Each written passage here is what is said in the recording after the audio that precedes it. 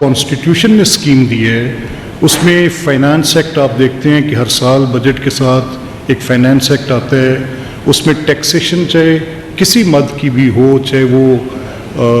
Income tax پہ ہو, چاہے وہ ان اینی ادر اس کے کسی اور سلسلے میں جو بھی ٹیکسیشن ہے, تو وہ آپ دیکھتے ہیں ہم اسمبلی میں لے کرتے ہیں. جب ہمارا بجٹ آتا ہے اس کے ساتھ اس کو اپروو کیا جاتا ہے, اس پہ فار اینڈ اگینسٹ ووٹس آتے ہیں, اور آبویسلی جو میجورٹی اور گورنمنٹ کا مینڈیٹ ہوتا ہے اس کے مطابق وہ پاس بھی ہو جاتا ہے. تو اس کیس میں ایک انہیرنٹ مسٹیک اکر ہو گئی, اور وہ یہ تھی کہ ایک اسٹینڈنگ آرڈر کے ساتھ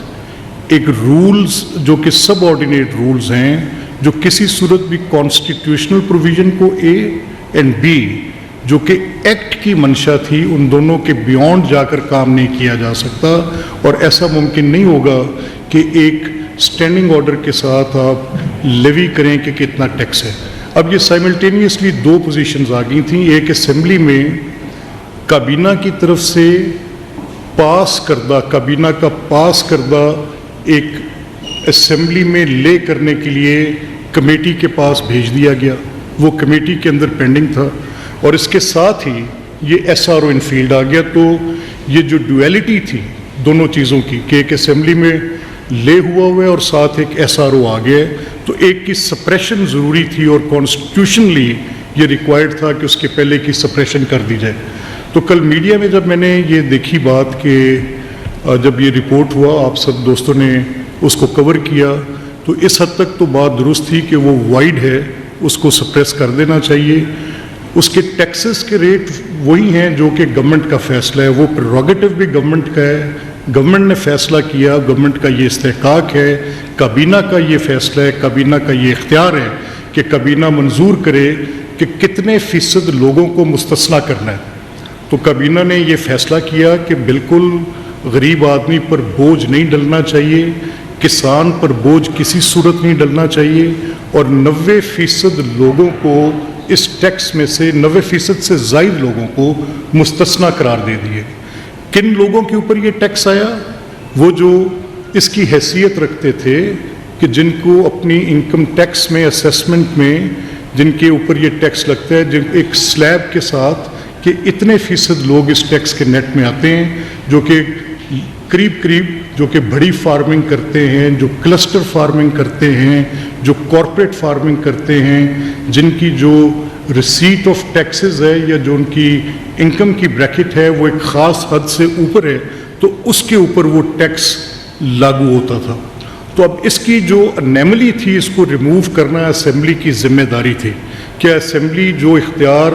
آئین اسمبلی کے لیے تفویض کرتا ہے وہ کسی اور کو استعمال کرنے کا حق دے سکتی ہے؟ بالکل نہیں. اس رولنگ کے ساتھ یہ طے کر دیا گیا کہ بالکل یہ اختیار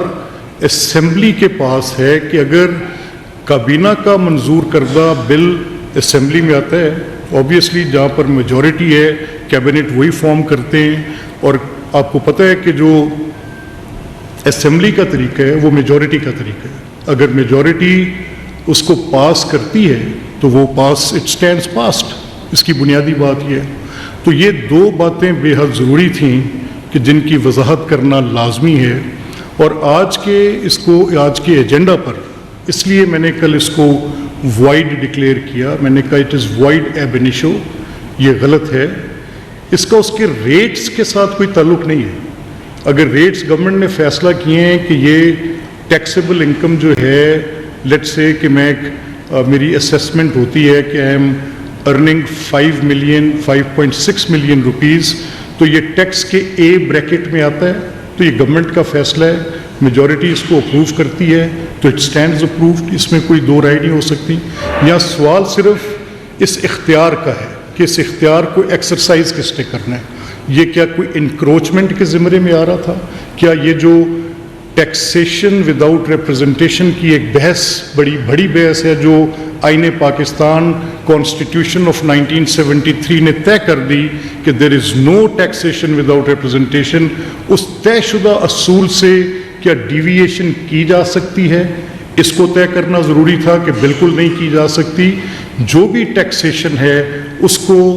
اسی ہاؤس میں لے ہونے کے بعد ہونا ہے. تو یہ دو بیسک پرنسپلز تھے جن کے ساتھ جڑی ہوئی باتیں جو تھی انسلری، وہ بھی میں نے آپ کے گوش گزار کیں اور ان لوگوں تک بھی پہنچیں جن کے لیے یہ ضروری بات تھی۔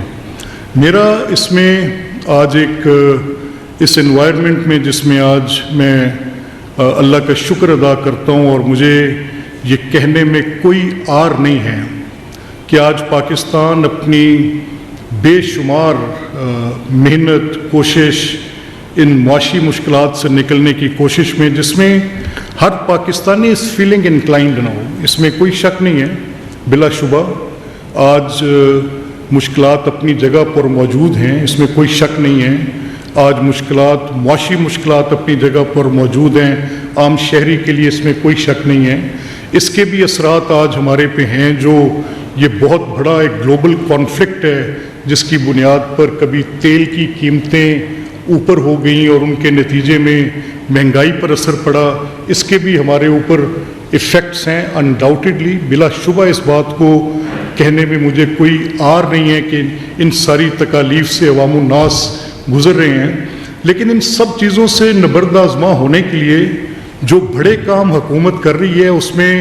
انٹرنیشنل دنیا کے وہ ادارے جن کے ساتھ آپ کی جو financial position and consolidation of right financial position ہے، اس کو ملحوظ خاطر رکھنا بھی بہت ضروری ہے۔ تو کہیں کوئی ایسی